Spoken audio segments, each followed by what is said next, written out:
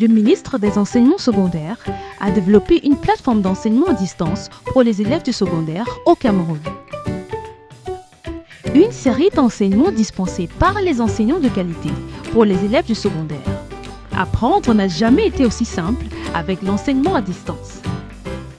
Une initiative du ministère des Enseignements secondaires sous la supervision du professeur Nalova Lyonga en collaboration avec le ministère des Postes et Télécommunications, la CAMTEL, la CRTV et l'UNESCO. Nous introduisons l'enseignement à distance comme une autre méthode d'enseignement et d'apprentissage qui diffère du cadre de classe traditionnel auquel vous êtes habitué. Dans le mode d'enseignement à distance, vous n'êtes pas avec l'enseignant en personne, alors prenez votre temps, détendez-vous, écoutez l'enseignant, prenez des notes et visitez les liens suivants pour toute question ou réponse à vos préoccupations. Allez-y à votre rythme. La solution du Cameroun contre le Covid-19 et au-delà. Professeur Nalova Lyonga, ministre des Enseignements secondaires. Bienvenue à l'association Lyonga. Je suis M. enseignant de philosophie, et je vous accompagne pour ce qui est des enseignements dans la classe. Nous allons aujourd'hui continuer dans la leçon 24, en fait la leçon 24 est dans la suite de la leçon 23, à savoir définition, objet et méthode de la science, notamment la deuxième partie. Et comme nous avons l'habitude de procéder, nous allons ici commencer par proposer quelques indications de correction sur l'un des sujets proposés en guise de devoir la dernière fois. Ici, nous avons pour sujet « Tout savoir est-il scientifique ?» Donc, tout savoir est-il scientifique? Comme indication de correction, nous avons ici comme problème la caractéristique du savoir scientifique. Qu'est-ce qui fait la particularité du savoir scientifique? En guise de problématique, aurait-on raison de considérer tout savoir comme scientifique sans remettre en cause la caractéristique principale du savoir scientifique, la connaissance scientifique? Aurait-on raison de considérer tout savoir comme scientifique sans remettre en cause la caractéristique même du savoir scientifique? Pour ce qui est de la thèse de ce sujet, on pourrait, à savoir de la mise en exergue des présupposés, on peut considérer le fait que, a priori, tout savoir serait scientifique. Et l'argument qui peut être ici donné est que la science n'est qu'une connaissance. Donc, il n'y a pas de frontière entre la science et la connaissance, ou plutôt la science fait partie de la connaissance. Donc, si on prend cet argument simple, on pourrait l'illustrer par la confusion ou la non-séparation que fait, du moins ce que tente de faire un philosophe comme Karl Paul Feyerabend sur la science et la non-science, notamment la science et le mythe, la science et la magie, la science et la sorcellerie, etc. Donc, dans l'esprit de Karl Paul Feyerabend, il n'y a pas de séparation entre la science et la non-science. Tout cela relève de la connaissance, tout cela relève de la science. On comprend d'ailleurs pourquoi, pour ces penseurs-là, pour lui comme pour certains, pour d'autres penseurs, la science, la philosophie s'intéresse à la science en général, à la connaissance en général, et non à une connaissance particulière qui serait appelée science. Parce que justement, il n'y a pas cette frontière-là qui doit être établie entre ce qui relève de la science et ce qu'on appellerait de la non-science. Mais pour antithèse, à titre de remise en cause, de contestation de ce présupposé, on peut penser que tout savoir n'est pas scientifique, en prenant pour argument le fait que la science n'est pas un simple savoir.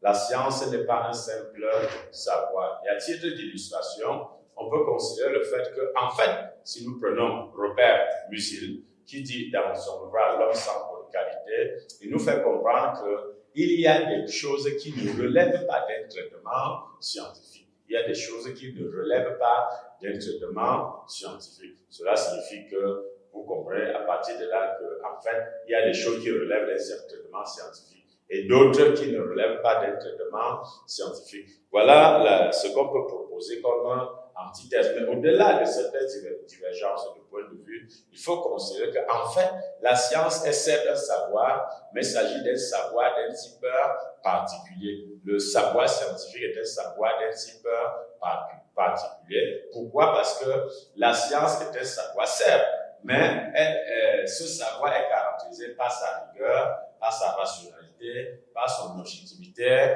et sa vérifiabilité. Cela sous-entend qu'il y a des savoirs qui ne se prêtent pas à ces caractéristiques-là. Il y a des savoirs qui ne sont ni rigoureux, ni rationnels, ni objectifs, encore moins vérifiables.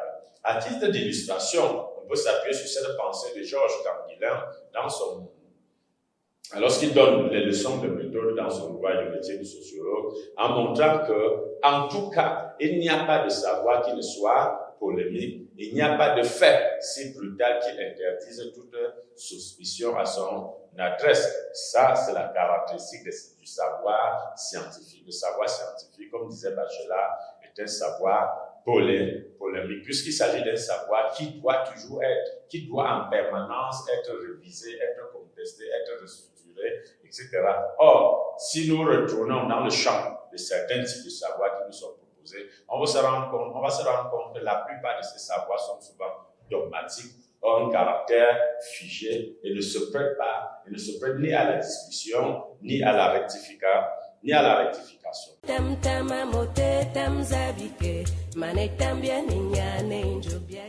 Alors, ceci nous permet de rentrer dans la deuxième partie de notre leçon qui porte sur la définition, l'objet et la méthode de la science. J'ai précisé la dernière fois que ici, nous allons particulièrement nous intéresser à la méthode et à l'esprit scientifique. Le plan de la leçon est classique. Nous avons les objectifs, nous avons les prérequis, la situation problème, les activités d'apprentissage, l'évaluation et bien entendu le devoir à faire à la maison. Pour ce qui est des objectifs, il faut considérer que cette leçon va te permettre, cher apprenant, de déterminer la spécificité de la connaissance scientifique et de distinguer la science des savoirs non scientifiques. Distinguer la science des savoirs non scientifiques. Et en guise de prérequis, il s'agit des mêmes prérequis que nous avons proposés dans la leçon précédente. Qu'est-ce qui fait la spécificité de l'homme par rapport aux autres êtres, notamment par rapport à l'animal? Bien entendu, la dernière fois, nous avons constaté qu'au rang des spécificités de l'homme, il y a la raison, il y a la conscience, il y a le fait que l'homme est un être de production et d'adaptation, le fait que l'homme a cette soif permanente de la connaissance et de la transformation de la nature, mais il y a en plus le fait que l'homme soit animé par ce souci constant de la preuve et de la vérité.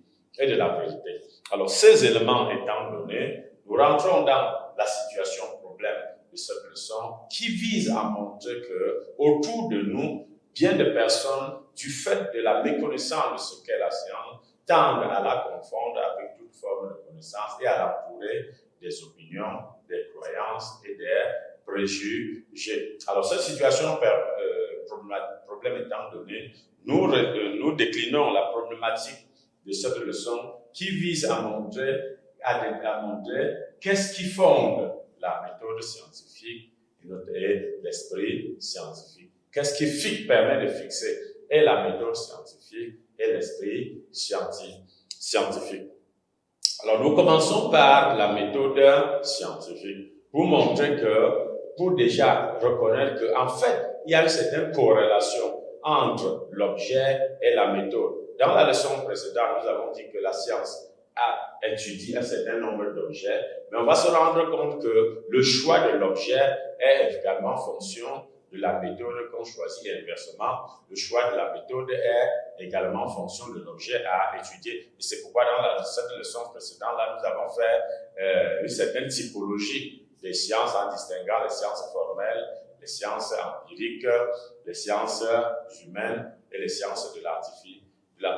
Cette typologie des sciences est fonction justement de cette corrélation entre l'objet et la méthode. Il est également important de signaler que la méthode est nécessaire pour saisir efficacement les objets que nous voulons étudier. Et si nous rentrons dans la définition de la méthode, nous allons constater que la méthode, bon, il s'agit d'un rappel parce que vous vous souviendrez que lorsqu'on a fait le cours sur la logique, on a défini, il y avait une leçon qui portait sur la méthode, en particulier la méthode, les principes cartésiens de la méthode. Donc, à l'époque, on avait signalé que la méthode renvoie à cette démarche, à cette voie vers, à cette manière de chercher ou de rechercher à saisir, de rechercher un objet, de chercher à saisir un objet. C'est la voie que nous apprenons, c'est la démarche que nous apprenons pour pouvoir saisir efficacement notre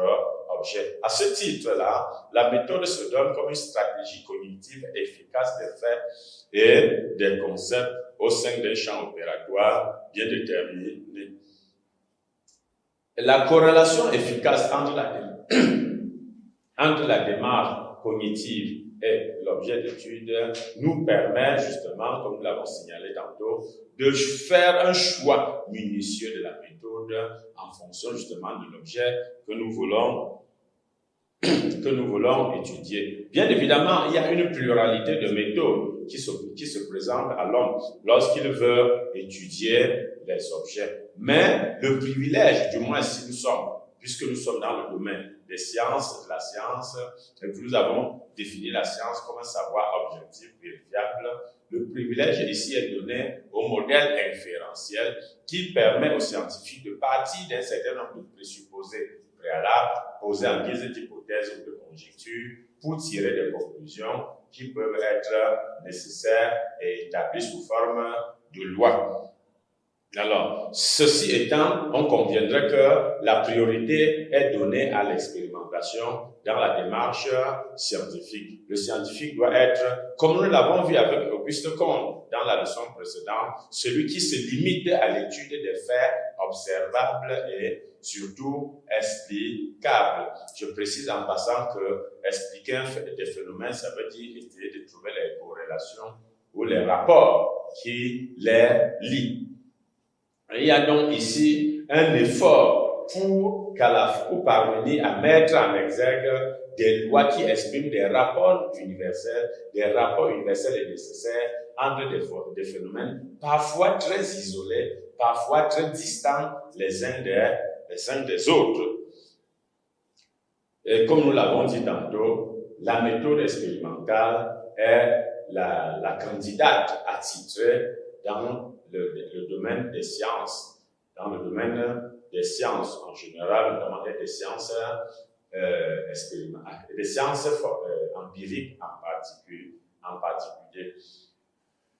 Cette méthode s'appuie véritablement sur l'induction parce qu'elle permet de rechercher les relations causales en vue des généralisations. Nous avons vu depuis la classe de la seconde, lorsqu'il nous avait été donné d'examiner les différents types de raisonnement, nous avons examiné l'induction et on avait signalé à cette époque que l'induction était une méthode qui permet de passer du particulier au général, ou plus précisément de partir d'un ensemble de faits constatés pour tirer une loi générale, pour généraliser sous la forme d'une loi. C'est ce qu'on appelle inféré. Donc, la méthode expérimentale, elle commence, ou ses prémices doivent être retrouvées chez les auteurs comme Aristote, Thomas d'Aquin, Francis Bacon, mais surtout Claude Bernard. Claude Bernard qui l'a défini d'ailleurs comme ainsi. La méthode expérimentale, considérée en elle-même, n'est rien d'autre qu'un raisonnement à l'aide duquel nous soumettons méthodiquement nos idées à l'expérience des faits. Donc voilà la définition que nous propose Claude Bernard. Je rappelle, la méthode expérimentale, considérée en elle-même, n'est rien d'autre qu'un raisonnement à partir duquel nous soumettons méthodiquement nos idées à l'épreuve des faits. Le modèle, structurellement, la méthode expérimentale est schématisée à travers cet acronyme que nous avons, OHEIC, qui veut dire, O pour observation, H pour hypothèse, E pour expérience, R pour résultat, I pour interprétation et C pour conclusion. Nous commençons par la conclusion qui est certainement la première étape, la toute première étape dans la démarche expérimentale. Il s'agit de l'acte d'établissement et de différenciation des faits. C'est le moment de prise de contact de l'objet par le chercheur. Il s'agit d'appréhender le fait tel qu'il est à l'état brut. Il y a deux moments importants dans l'observation. Il y a le moment polémique, ce qu'on appelle l'observation polémique, qui est le moment justement du contact spontané que nous avons avec un fait inédit. Et il y a le moment réfléchi, qui est le moment où on aiguise l'esprit et affine les outils d'observation pour une perception mieux élaborée de la réalité, pour une perception des faits non plus donnés de façon vulgaire, non plus donnés de façon ordinaire, mais des faits construits, ce que qu'on appelle des faits privilégiés. Il est à noter que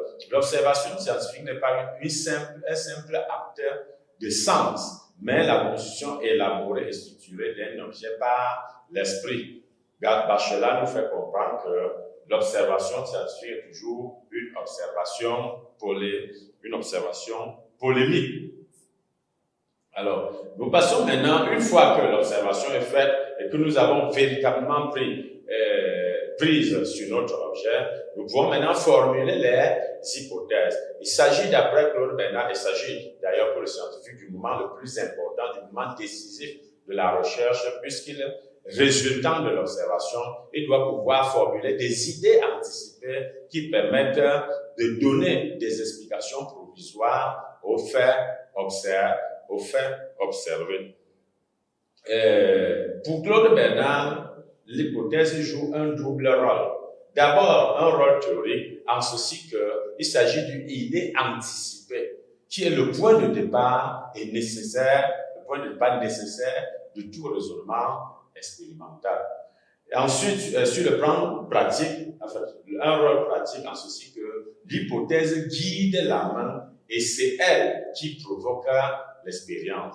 L'hypothèse guide la main du chercheur et c'est elle qui rend possible l'expérience. Donc, tant que les hypothèses ne sont pas formulées, le scientifique ne peut pas encore passer à l'expérimentation. C'est une fois des explications provisoires proposées qu'il va aller donc sur le terrain de l'expérimentation comme vérification des hypothèses formulées. Il est à noter ici que les hypothèses sont des affirmations provisoires se rapportant à des faits observés. Claude Bernard les considère comme le trépied indispensable de la découverte scientifique. Alors, une fois les hypothèses formulées, il faut maintenant les vérifier. Et c'est la vérification des hypothèses qui donne lieu à l'expérimentation. Il s'agit d'éprouver les hypothèses une à une, de tester leur validité. Expérimenter ici veut dire provoquer les faits pour les observer dans les circonstances les plus favorables possibles. Il y a deux types d'expérimentation, bien évidemment. L'expérimentation peut se faire in vitro, c'est-à-dire en laboratoire, ou in vivo, c'est-à-dire dans la nature. Une fois que l'expérimentation est faite, on obtient un certain nombre de résultats, c'est-à-dire les trouvailles du scientifique, ce qu'il découvre ou trouve au cours de ses expériences. Il doit donc concevoir et de présenter ces résultats sous forme de tableaux, de graphiques, de schémas ou de textes, etc.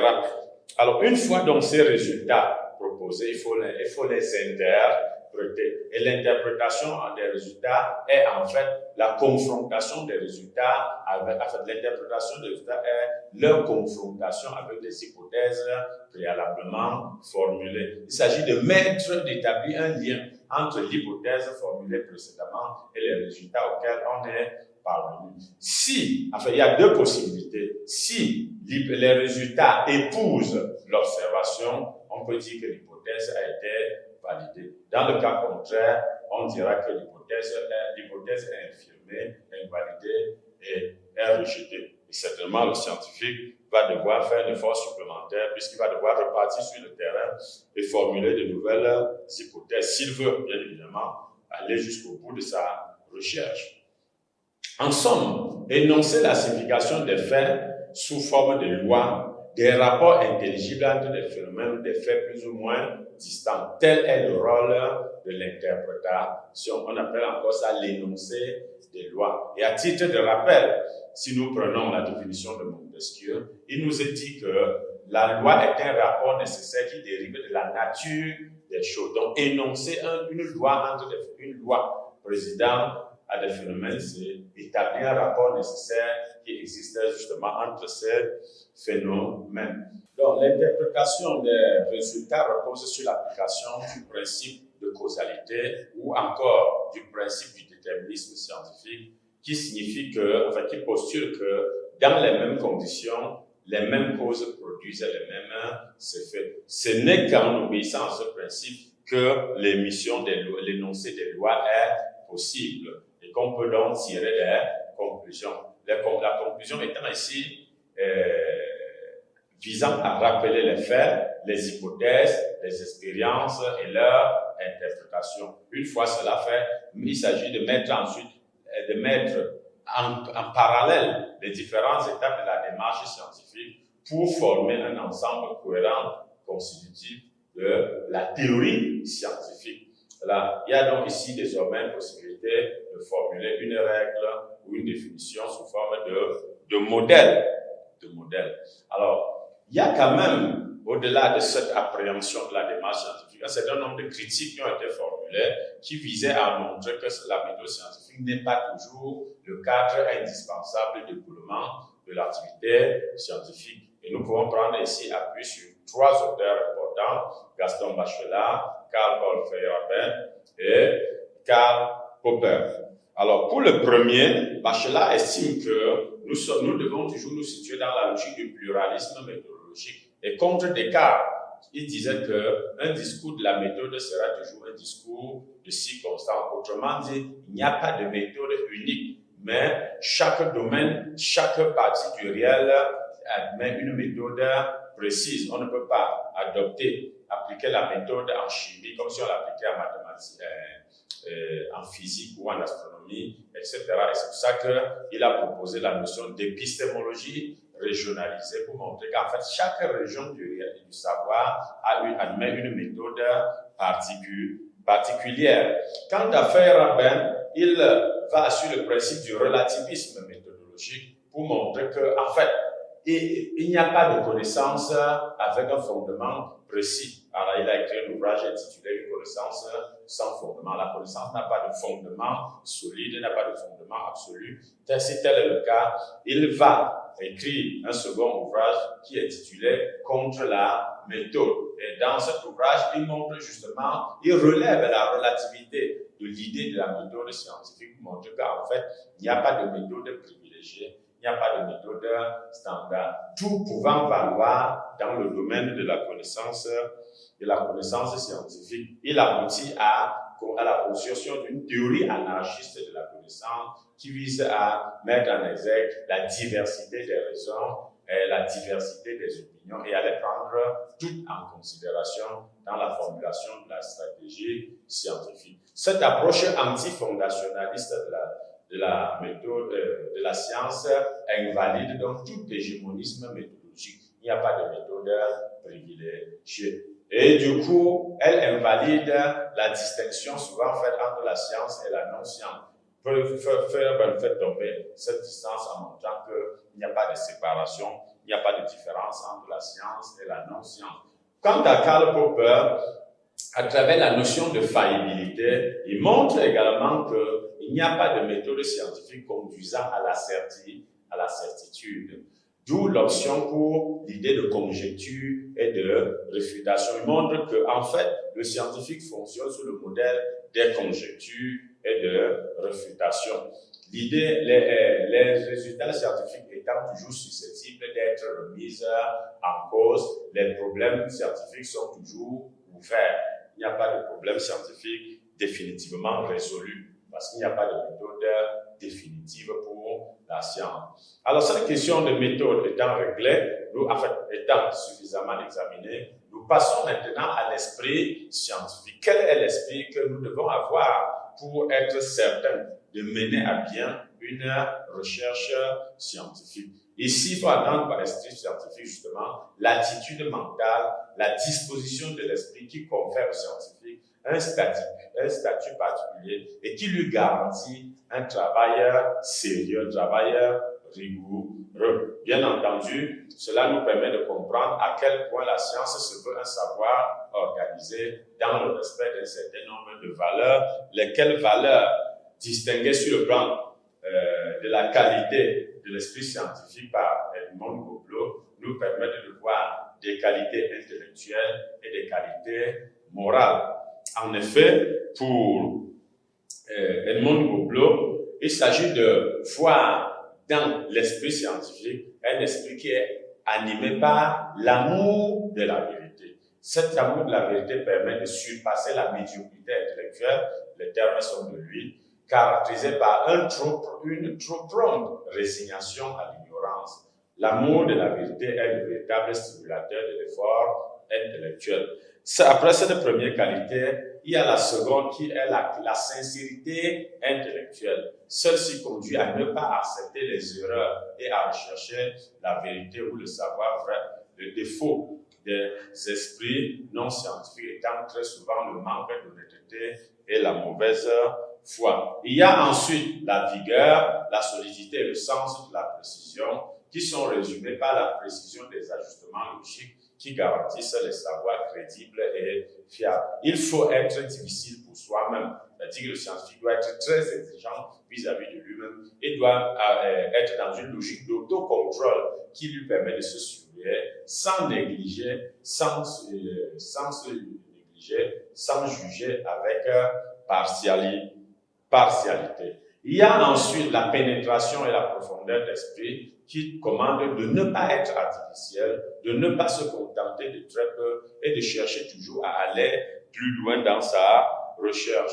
De se dire toujours qu'il est possible d'aller un peu plus loin. Il y a également la force et la finesse d'esprit qui sont, il s'agit de constater dans l'activité scientifique une grosse besogne et un travail délicat et minutieux qui nécessite une grande part d'exercice et d'entraînement, surtout de goût naturel et de prédilection.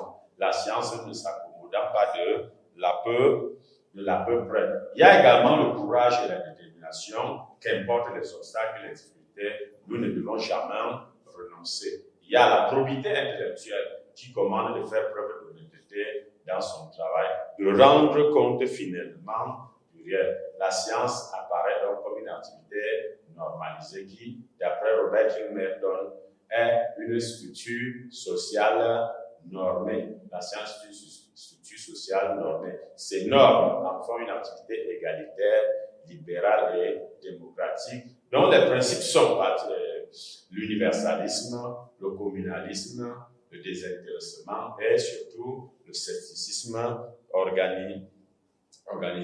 Il y a donc une évolution de l'esprit au rythme. En fait, il faut reconnaître pourtant une évolution de l'esprit au rythme de l'évolution de la science. La science se construit par-delà les obstacles à franchir et des ruptures à opérer. Nous sommes là dans l'esprit de Auguste Comte. C'est ce qui amène, ce qui amène Émile Boutroux à considérer que l'esprit scientifique n'est pas quelque chose de tout faire et de donner, mais il se forme lui-même à mesure que la science se crée et progresse.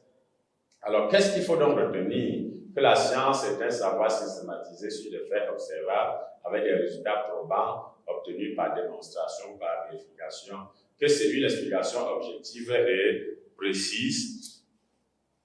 Quelle est la méthode de la science? Nous sommes là dans l'évaluation. La science a une méthode expérimentale basée sur l'observation, l'émission des hypothèses, les vérifications et les lois. Quelles sont les caractéristiques de l'esprit scientifique? Nous avons la liberté, la neutralité, la négation du hasard, l'esprit critique et relatif, l'esprit positif, l'esprit de mesure et de quantification des faits. Alors, quelques citations importantes Aucune méthode scientifique n'est la seule à pouvoir donner accès à la connaissance.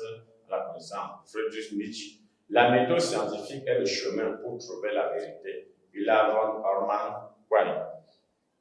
Alors, quelques références. Nous avons Poincaré, sciences et hypothèses, Bachelard, la formation de l'esprit scientifique, Claude Bernard, introduction à la médecine expérimentale. Comme sujet, en fait, comme devoir, nous avons ces 3 sujets. Les vérités scientifiques sont-elles indiscutables? Y a-t-il une méthode scientifique absolue? Es-tu d'avis avec Henri Poincaré que l'expérience est la source unique de la vérité? Donc voilà ce qui était prévu pour cette leçon. La prochaine portera sur la valeur de la science.